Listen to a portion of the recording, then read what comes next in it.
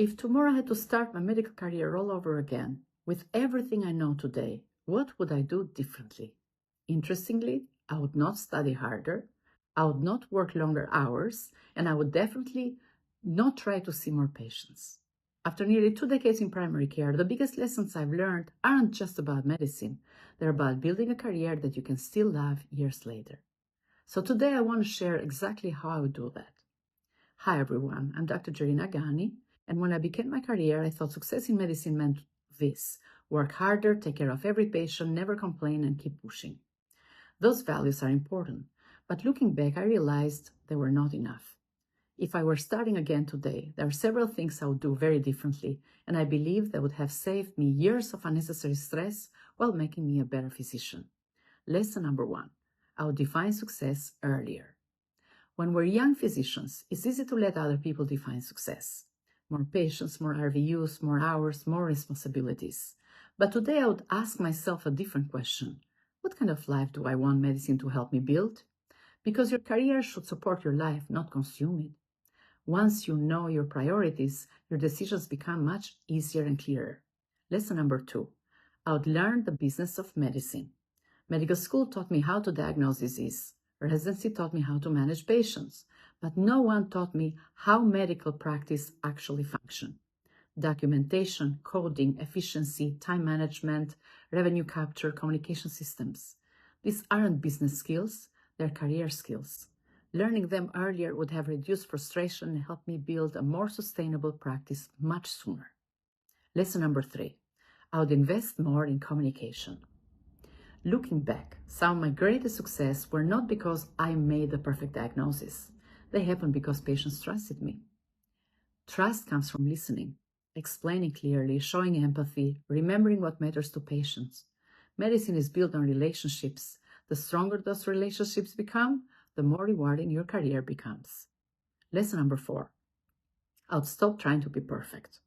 During my first years, I carried an enormous amount of pressure. I wanted every answer, every decision, every patient encounter to be perfect. Experience taught me something very different. Patients don't need perfection. They need honesty, compassion, consistency, and a physician willing to keep learning. That realization lifted a tremendous weight from my shoulder. Lesson number 5, I would protect my time earlier. This is probably one of my biggest lessons. Early in my career, I believed saying yes made me a better doctor. Yes to extra responsibilities, yes to staying late, yes to taking on more. Eventually, I realized something. Every yes to unnecessary work was often a no to my own health, my family, or my personal life. Healthy boundaries don't make you less dedicated. They make your dedication sustainable. Lesson number 6, I would focus on building an exceptional patient experience. Medicine is not only about treating disease. It's about how patients experience their care. Do they feel heard? Do they feel respected? Do they understand the plan? Do they trust you? One of the greatest privileges in my career has been caring for patients over many years. Strong relationships don't just improve satisfaction, they improve outcomes and make practicing medicine more fulfilling. Lesson number 7, I would remember that burnout is not a badge of honor. There were times when many physicians wore exhaustion almost like a badge of commitment. I don't believe that anymore. Being burned out doesn't make you a better doctor. It makes it harder to be fully present for your patients and for yourself. Taking care of your own health and well-being is not selfish, it's part of providing excellent care.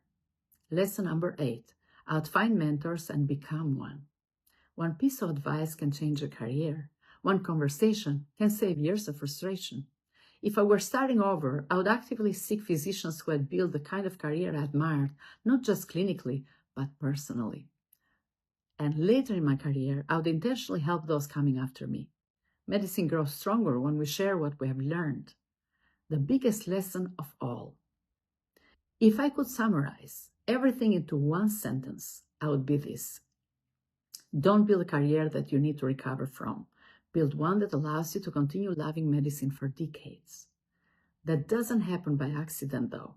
It happens through intentional choices, one patient, one habit, one decision at a time. Final thoughts.